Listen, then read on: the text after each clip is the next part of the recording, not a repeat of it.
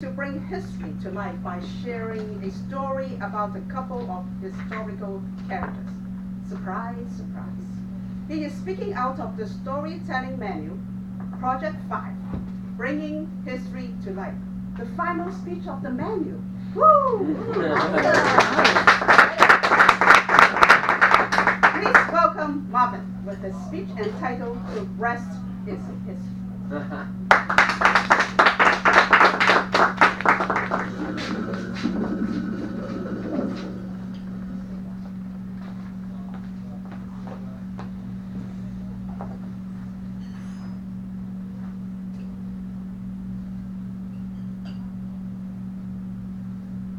Long time ago, there were two individuals that I want to share a story about.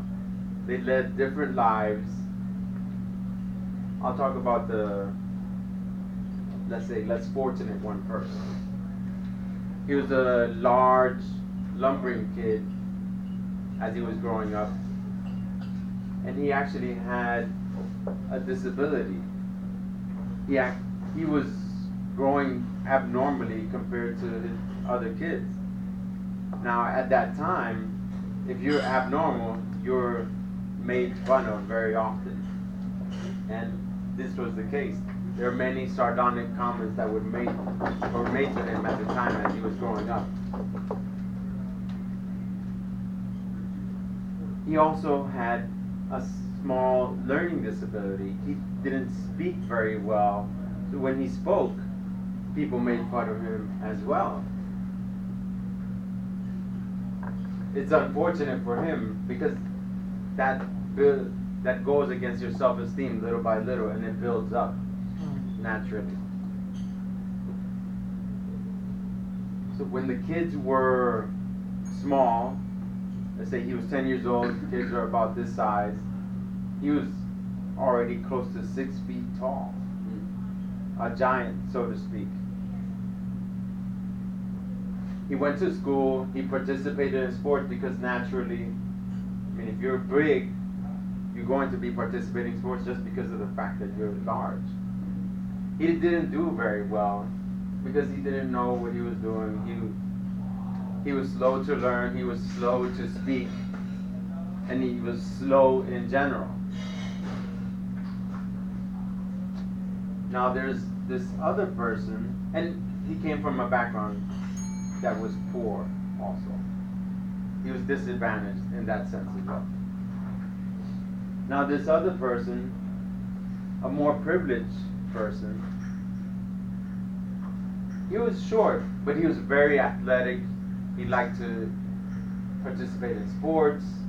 His parents were rich, gave him all the advantages that a person can receive in their lives.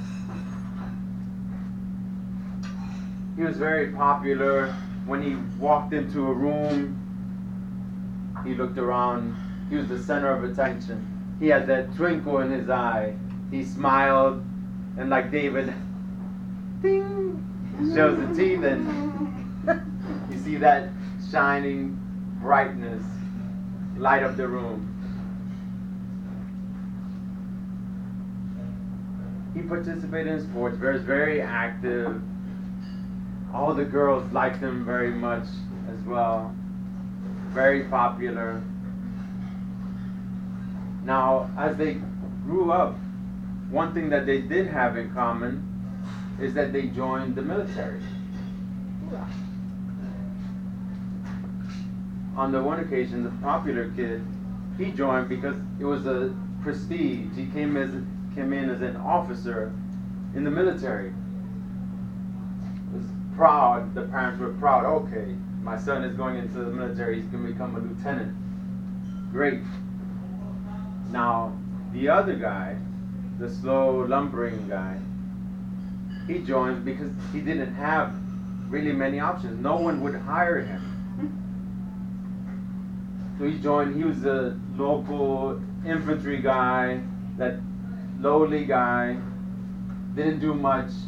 He did bare minimum, but what actually got him recognition within the military is that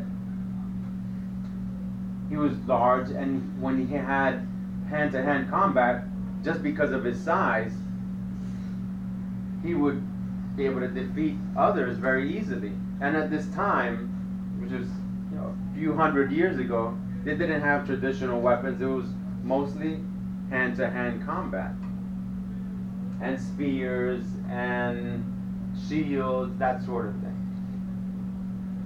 And they had to make custom equipment for him because he was so large.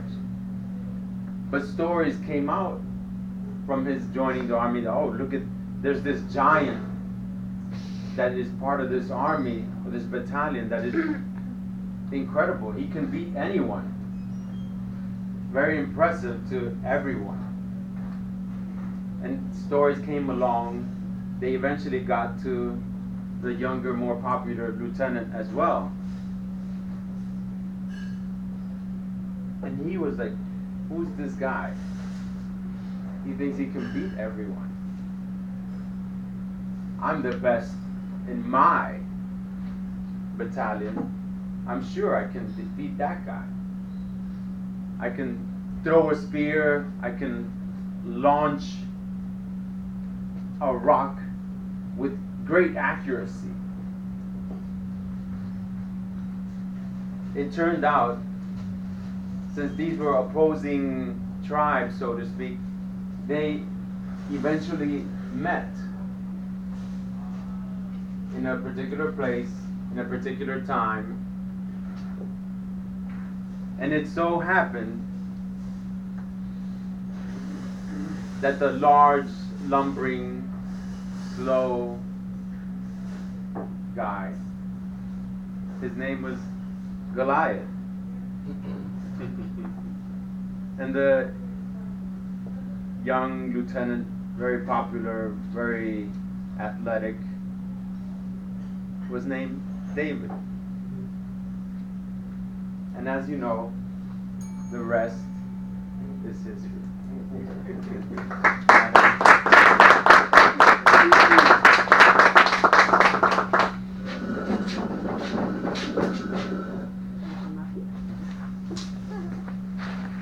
Okay, the Thomas report, please.